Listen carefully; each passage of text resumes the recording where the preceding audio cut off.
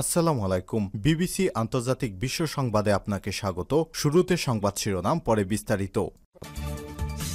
বাংলাদেশের সর্বশেষ গুরুত্বপূর্ণ আপডেট সংবাদে আপনাকে স্বাগত। শুরুতেই সংবাদ শিরোনাম, পরে বিস্তারিত। প্রথমেই জানাবো আমাদের হাতে থাকা সর্বশেষ গুরুত্বপূর্ণ সবথেকে তাজা আপডেট সংবাদ। ডাকসু নেত্রীর বাড়িতে আগুনের ঘটনায় মামলা।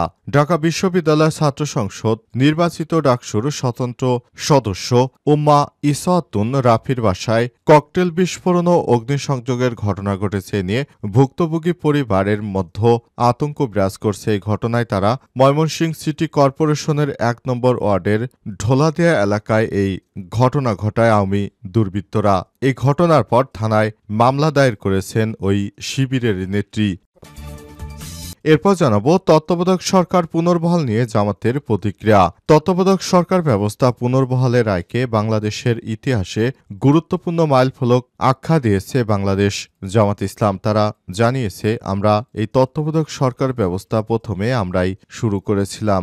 জামাত ইসলামের প্রতিষ্ঠাতা গোলাম আজম সর্বপ্রথম তিনি এই তত্ত্বাবধায়ক ব্যবস্থার ধারণা প্রবর্তন করেছিলেন এবং আজ সেই রায়কেই সবাই মন থেকে মেনে নিল এবং এই রায়ের জন্য অনেক অপেক্ষায় ছিল বাংলাদেশ। এদিকে ৩০০ আসনে এনসিপির ১৫০০ মনোনয়ন প্রত্যাশী।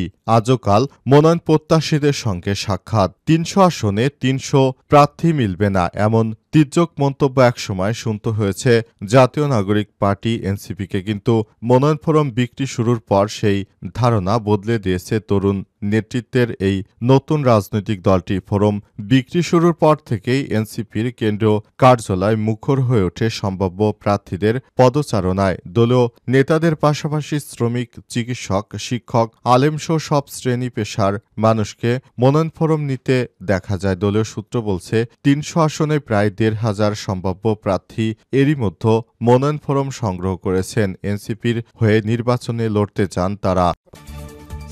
জানাবো চাঁপাইনবাবগঞ্জে অভিযানে গিয়ে ৬ পুলিশ অবরুদ্ধ। চাঁপাইনবাবগঞ্জে সন্ধ্যার দিকে অপারেশন ফার্স্ট লাইটে গিয়ে ৬ জন পুলিশ অবরুদ্ধ হয়েছে। এই ঘটনার পর প্রায় ১ ঘণ্টা তাদেরকে অবরুদ্ধ করে রাখে এলাকাবাসী। এরপর সেখানে অতিরিক্ত পুলিশ গিয়ে তাদেরকে ছাড়িয়ে নিয়ে আসা হয়েছে। এই ঘটনার পর পুরো এলাকায় থমথমে অবস্থা বিরাজ করছে। এবং সর্বশেষ জানাবো মালয়েশিয়ায় ১৭৪ বাংলাদেশি আটক। মালয়েশিয়ার ক্যামেরুন হাইল্যান্ডসে অভিবাসন বিভাগের বিশেষ অভিযানে গেমপুরে বিভিন্ন অনিয়মের অভিযোগে ৪৬৮ জন বাংলাদেশিকে আটক করা হয়েছে। তাদেরকে মালয়েশিয়ান ইমিগ্রেশনের মাধ্যমে খুব শীঘ্রই দেশে ফেরত পাঠানো হতে পারে, নয়তো তাদেরকে জেল হাজতে আটকে রাখা হবে, এমনটা নিশ্চিত হওয়া গেছে। প্রিয় দর্শক, এতক্ষণ শুনছিলেন সংবাদ শিরোনাম, এবারে বিস্তারিত। তবে তার আগে বন্ধুরা অনুরোধ থাকবে, এই সংবাদটিতে একটি লাইক দিন। এই চ্যানেলে আপনি নতুন হয়ে থাকলে আমাদের সংবাদটি দেখতে দেখতে চ্যানেলটি সাবস্ক্রাইব করে রাখুন। কমেন্ট করে বন্ধুরা আপনার মূল্যবান মতামত জানিয়ে দিন আপনি বিশ্বের কোন দেশ থেকে বা বাংলাদেশের কোন স্থান থেকে আমাদের সংবাদটি দেখছেন এবং শুনছেন। আর বন্ধুরা, সংবাদটি আপনার সোশ্যাল মিডিয়া ফেসবুকে শেয়ার করে বন্ধুদেরও দেখার সুযোগ করে দিন। গাজা যুদ্ধে আপনি যদি নিরীহ ফিলিস্তিনিদের ভালোবেসে থাকেন, কমেন্টে ইয়েস লিখে বিশ্ববাসীকে জানিয়ে দিন। সংবাদটি সোশ্যাল মিডিয়ায় ফেসবুকে শেয়ার করে বন্ধুদের মাধ্যমেও সবার কাছে ছড়িয়ে দিন। এবারে বিস্তারিত। ডাকসু নেত্রীর বাড়িতে আগুনের ঘটনায় মামলা। ঢাকা বিশ্ববিদ্যালয় ছাত্র সংসদে নির্বাচিত ডাকসুর স্বতন্ত্র সদস্য উম্মা ইসাতুন রাফিয়ার বাসায় ককটেল বিস্ফোরণ ও অগ্নিসংযোগের ঘটনা ঘটেছে এ নিয়ে ভুক্তভোগী পরিবার আতঙ্কে রয়েছে। বুধবার ১৯শে নভেম্বর দিবাগত রাত ৩:৩০টার দিকে ময়মনসিংহ সিটি কর্পোরেশনের ১ নম্বর ওয়ার্ডের ঢোলাদিয়া এলাকায় ঘটনা ঘটে। এ সময় অজ্ঞাত হামলাকারী সন্ত্রাসীরা বাসায় গেলে ককটেল বিস্ফোরণ ঘটিয়ে কেরোসিন ও পেট্রোলের মতো দাহ্য পদার্থ ছিটিয়ে আগুন ধরিয়ে দেওয়ার চেষ্টা করে। এই ঘটনায় কোতোয়ালি মডেল থানা পুলিশ তাৎক্ষণিক খবর পেয়ে ঘটনাস্থল পরিদর্শন করেছে বলে জানিয়েছে উম্মা উসাতুল রাফির ভাই খন্দকার জুলকার নাইন রাত। তিনি বলেছেন, হামলার ঘটনায় থানায় অভিযোগ দেওয়া হয়েছে। এই ঘটনায় জড়িতদের অবিলম্বে গ্রেপ্তারে দাবি জানাচ্ছি। কোতোয়ালি মডেল থানার ভারপ্রাপ্ত কর্মকর্তা ওসি মোহাম্মদ শিবিরুল ইসলাম বলেছেন, খবর পেয়ে পুলিশ ঘটনাস্থলে পরিদর্শন করেছে। এই ঘটনায় অজ্ঞাতদের আসামি করে থানায় বিস্ফোরক আইনে মামলা দায়ের করা হয়েছে, দ্রুত আসামিদের গ্রেপ্তার করা হবে। এই ধরনের অনাকাঙ্ক্ষিত ঘটনা যেন ভবিষ্যতে আর কেউ না ঘটাতে পারে সে ব্যাপারে সবাইকে আরও সতর্ক থাকতে হবে বলে নিশ্চিত করেছেন তিনি আরও জানান, এই ধরনের অনাকাঙ্ক্ষিত ঘটনা দেশের অভ্যন্তরে ঘটানোর চেষ্টা করছে পালিয়ে থাকা স্বৈরাচার। তাদের বিরুদ্ধে অবশ্যই ব্যবস্থা গ্রহণ করতে হবে, তা না হলে দেশের অভ্যন্তরে আবার বড় ধরনের সংকট এসে দাঁড়াতে পারে। তত্ত্বাবধায়ক সরকার পুনর্বহাল নিয়ে জামাতের প্রতিক্রিয়া। তত্ত্বাবধায়ক সরকার ব্যবস্থা পুনর্বহালের রায়কে বাংলাদেশের ইতিহাসে গুরুত্বপূর্ণ মাইলফলক আখ্যা দিয়েছে বাংলাদেশ জামাত ইসলাম। রায় ঘোষণার পর বৃহস্পতিবার ২০ নভেম্বর মগবাজারে কেন্দ্রীয় কার্যালয়ে জরুরি সংবাদ সম্মেলনে সব বিষয় নিয়ে প্রত্যয় ব্যক্ত করেছে জামাত ইসলাম। সংবাদ সম্মেলনে সহকারী সেক্রেটারি জেনারেল এহসানুল মাহবুব জুবায়ের বলেছেন, যে রায়ে তত্ত্বাবধায়ক সরকার ব্যবস্থা বাতিল করা হয়েছিল সেটি ছিল বিতর্কিত এবং রাজনৈতিক উদ্দেশ্য প্রণোদিত।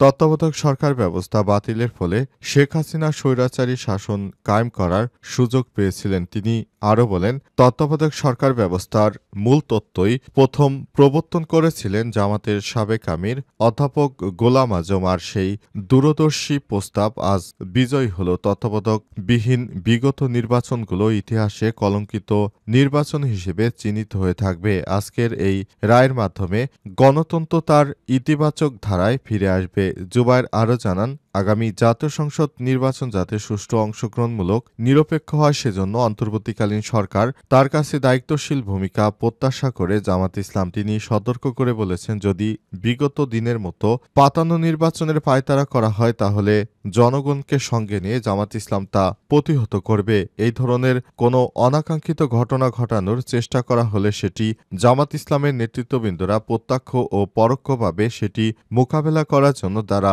রাস্তায় নামতে আবারও বাধ্য হবে। যেমনটা তারা শেখ হাসিনাকে পালানোর আগে রাস্তায় নেমেছিল, তেমনটা আবারও রাস্তায় নামতে বাধ্য হবে। ৩০০ আসনে এনসিপির ১৫০০ মনোনয়ন প্রত্যাশী, আজও কাল মনোনয়ন প্রত্যাশীদের সাক্ষাৎকার।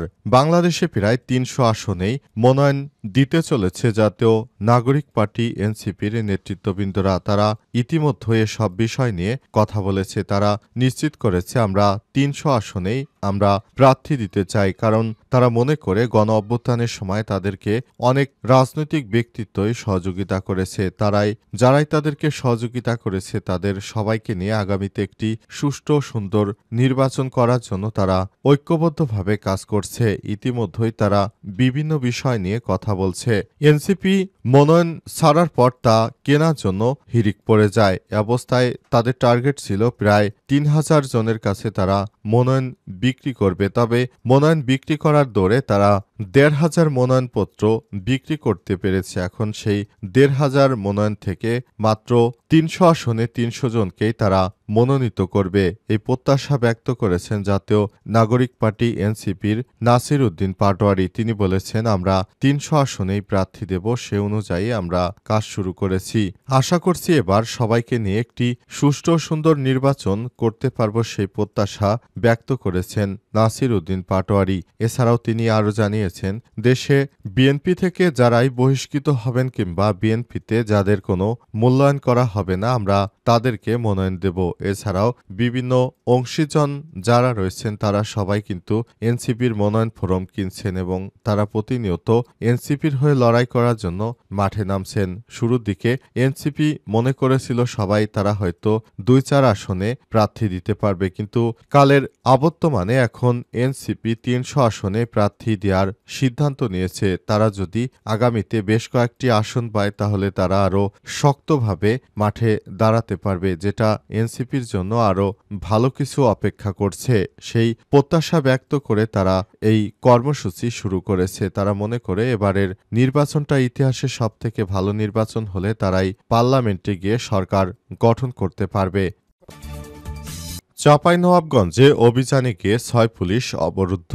চাঁপাইনবাবগঞ্জের নাচলে মাদকবিরোধী অভিযানে গিয়ে এক এসআইসহ ৬ পুলিশ সদস্যকে প্রায় ১ ঘণ্টা আটকে রাখে স্থানীয় উত্তেজিত জনতা।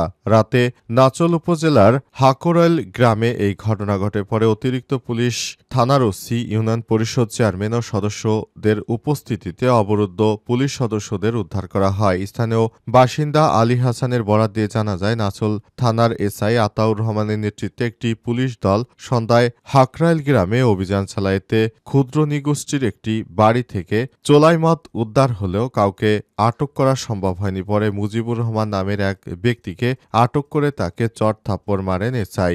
গ্রামবাসীর অভিযোগ, মুজিবুর রহমান একজন সাধারণ কৃষক ও মাদকের সঙ্গে তার কোনো সম্পৃক্ততা নেই। তাকে হ্যান্ডকাপ পরিয়ে থানায় আনার চেষ্টা করা হলে স্থানীয়রা পুলিশকে ঘিরে ফেলে পুলিশকে অবরুদ্ধ করে। এই ঘটনায় পুলিশের সদস্যদের প্রায় ১ ঘণ্টা ধরে সেখানে আটকে রাখা হয়। পরে খবর পেয়ে অতিরিক্ত পুলিশ এবং ওই এলাকার চেয়ারম্যান সহ আরও যারা রয়েছেন তারা ওই এলাকায় যাওয়ার পর তারপর সেখান থেকে অবরুদ্ধ পুলিশদেরকে ছাড়িয়ে নিতে সক্ষম হয় পুলিশের সদস্যরা। এই ঘটনায় পুরো এলাকায় থমথমে অবস্থা বিরাজ করছে। এই ঘটনা ঘটার পর থেকেই ওই এলাকায় আতঙ্ক ছড়িয়ে পড়েছে। সেখানে এখন অতিরিক্ত পুলিশ সদস্য মোতায়েন রয়েছে।